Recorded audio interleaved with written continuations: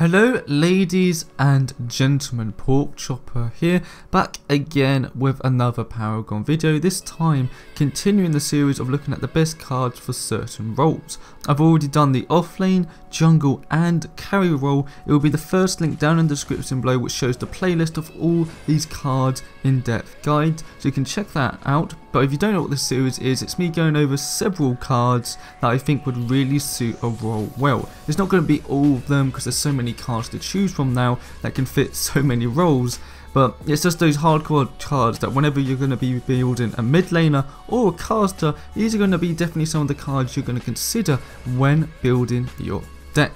Like always, if you enjoy my content, please do share it around, comment, share and subscribe. It really does help me and I very much appreciate the support. But anyway, let's jump into it. How we're going to be doing this, like with all these kind of videos, is we're going to be starting with the more early game cards, working our way up to the mid game and then late game cards. So let's jump right into it. The first card is Font of Experience, costing 1000 gold and has the passive experience. Gain 4 experience every 10 seconds and is in the knowledge affinity. Fun fact about this is I've already done an in-depth card on this, so if you really want to work out the maths and how well this card really benefits you, I already did that about a few days to go to a week, so you can check out there. The main reason you would want to use this card in the mid lane is to out-level your opponent mid laner. If you can out-level them, get level 5, if your mid laner really benefits from being level 5 to level 10 as quick as possible, you definitely want this card. Also, if you're going to be rotating more as a mid laner, you're not going to be getting as much hero experience if you were staying in lane, getting that minion farm, so that card could be beneficial in both ways. And overall, if you're going to have the knowledge ability, which most of the time as a mid laner or caster you're going to have, this is just such a strong early game card choice. Then we have Advanced Evolution, costing 1 intellect with the passive Restorative Learning. Restore 5% max health and mana per second for 3 seconds after leveling up and is in the knowledge affinity. This again would work really well with Font of Experience because Font of Experience helps you level up quicker and this gives you benefits from leveling up.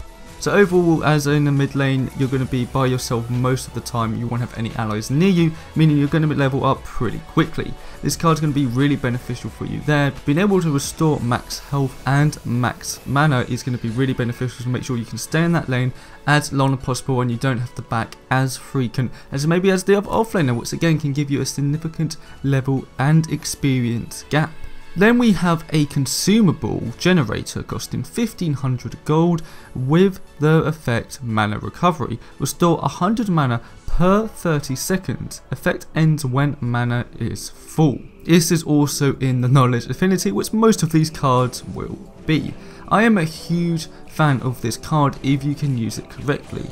It's the kind of card where basically for 30 seconds you have unlimited mana pretty much. Yes, it says restore 100 mana per second, but that's 100 mana per second. It's insane amount, but as long as your mana isn't full, you will still have this activated for that 30-second duration. There should be a few clips on screen now demonstrating this card in action when I activate this consumable and then quickly spam as many abilities as I can over and over and really losing no mana. I would also recommend getting this about early to mid game as it costs 1500 gold per activation, so it's going to be quite costly but could be very much worth it in the right situation. Then we have one in the Order affinity called Protective Sentry, costing 2 Vitality and 2 Intellect with Armored Shadow Ward. Very simple, it basically gives you a Shadow Ward and reveals nearby enemies and grants 12 basic armor to nearby allies.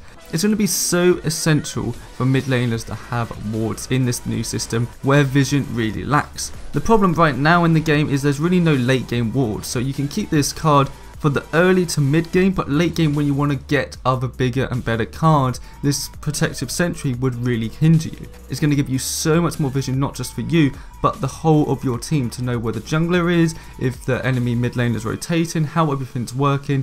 It's just going to be so much more beneficial for you. The next card is Mana Flow Acolyte, costing 3 intellect and has the passive Scholar. Increase max mana and power by 0.5% when purchasing intellect and is in the knowledge affinity. So as a caster or mid laner, you're pretty much always going to be focusing in intellect. So the second you get free intellect, I would highly recommend definitely buy this card. It's going to really help with your max mana and power.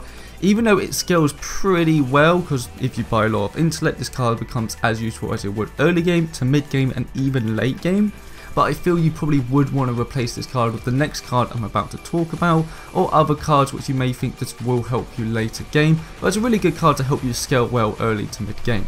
And that next card is Thaumaturge, also in the Knowledge Affinity, costing 7 intellect and has 2 passives. One is Empowering Mana, gain power equal to 1% max mana, and Overflow, gain full max mana whenever you deal damage to an enemy hero up to 3 max mana, which has a 4-second cooldown. That means if you hit an enemy, you have to wait 4 seconds before you can hit an enemy again to proc extra max mana from this card. So that means you just can't spam damage over time abilities to get a lot more mana. So both passives sort of work with each other. The main one is gain power equal to 1% of your max mana. Doesn't matter what your current mana is, it's always up to your max mana. And of course Overflow helps you increase your max mana. So it's a general just a really solid caster mid lane card. It's just great for the mid game, and it's honestly an amazing card to have for the mid game and late game. It scales really well. Again, if you're going to be building a lot of mana, that means this card is going to make sure you just don't have a lot of mana, but that also turns into a good amount of power as well. Now the second to final card is something I wasn't sure I was going to add in, but I'm definitely a big fan of. It costs 4 vitality, 8 intellect, and is in also the Knowledge Affinity, called Corrosive Walker, with the effect reduce ability armor of nearby enemies by 30 for 6 seconds. It has a 30-second cooldown and 75 mana cost. This is going to be very much a mid to even a late game card. If you're the kind of hero where you think you can do significant amount of damage to the enemy team and reduce an ability armor of nearby enemies, so that means you don't even have to target people. If you're just close enough to them, it will reduce their armor and you can deal huge amounts of damage. A great hero for this could be a Countess, because Countess are going to always be quite close to the enemies, so when you jump onto someone, use this card and they're going to regret even getting near you. And finally, the last card we have is a really simple one, costing 8 intellect, Atomic Soldier, with the passive powerful spells. Ability damage is increased by 10% and it also is in the Knowledge Affinity. Very simple card, which pretty much, again, any caster or mid laner will pretty much have in their deck. It just increases your ability damage by 10%, so if you are pretty much going for any type of damage build, this is a go-to card there. Also has some extra power and mana on top, so definitely worth it.